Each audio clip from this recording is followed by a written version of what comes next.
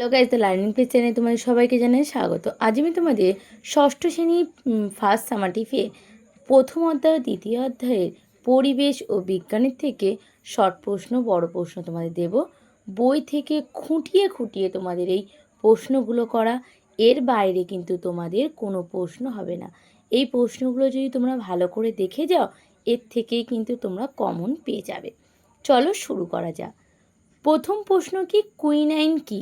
দ্বিতীয় প্রশ্ন, এটি কোন গাছের ছাল থেকে পাওয়া যায়? 3, ইস্ট কি? এটি কিসে ব্যবহার করা হয়? দইতে কোন অ্যাসিড থাকে? 4, সাগর কুসুম আর কোন গাছের মধ্যে মিতজীবী সম্পর্ক দেখা যায়? 5,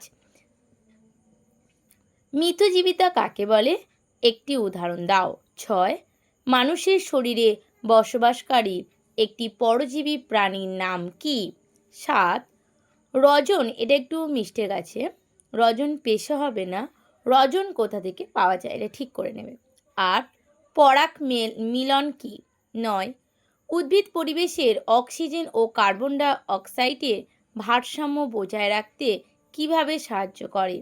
10, বই বাঁধাই করতে কিসের আটা ব্যবহার করা হয়? 11, ঔষধ পাওয়া যায় এমন দুটি গাছের নাম লেখো। 12, স্টেপোমাইসিস কি? 14, ধান খেতে কি চাষ করলে সার দিতে লাগে না? 15, ধান খেতে কেন অ্যাজোলা পানা চাষ করা হয়? 16, কাকে ঝাড়ুদার পাখি বলে এবং কেন? 17, স্বল্পলতা, এটা হবে না, এটা হচ্ছে স্বর্ণলতা হবে, এটা তোমরা ঠিক করে নেবে।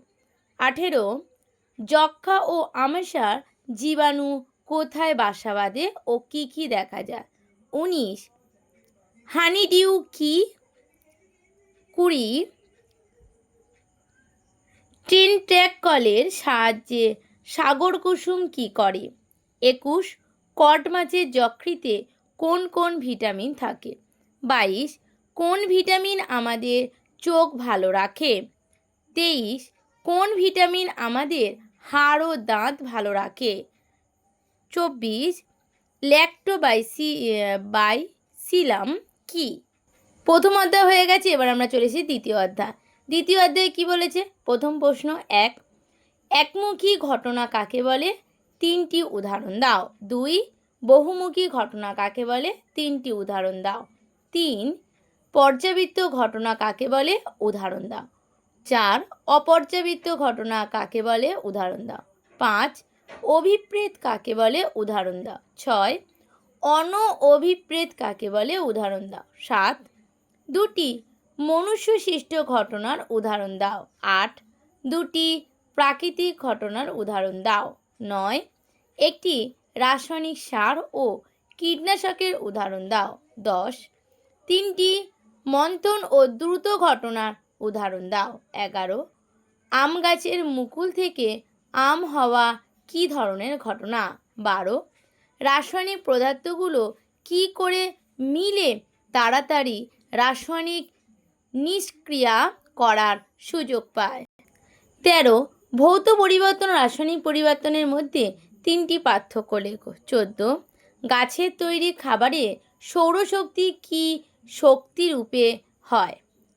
15, জলে কি কি মিশিয়ে জীবাণু মেরে ফেলা যায়? 16, মোমবাতি জ্বালানো কি পরিবর্তন, ভৌত না রাসায়নিক, সেটা বলতে হবে।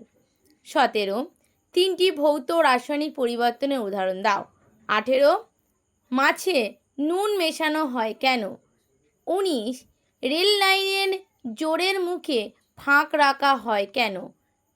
20, গরমকালে শিশির জমে কেন?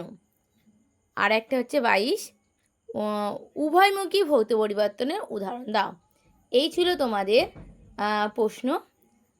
তোমাদের আজকে এই পরের দিন আমি আগে তোমাদের দ্বিতীয় চতুর্থ অধ্যায়ে দিয়ে দিয়েছি, পরে আমি তোমাদের বাকি অধ্যায়গুলো দেব। যদি ভিডিওটা ভালো লেগে থাকে একটা সাবস্ক্রাইব, লাইক আর কমেন্ট করে জানাবে কেমন হয়।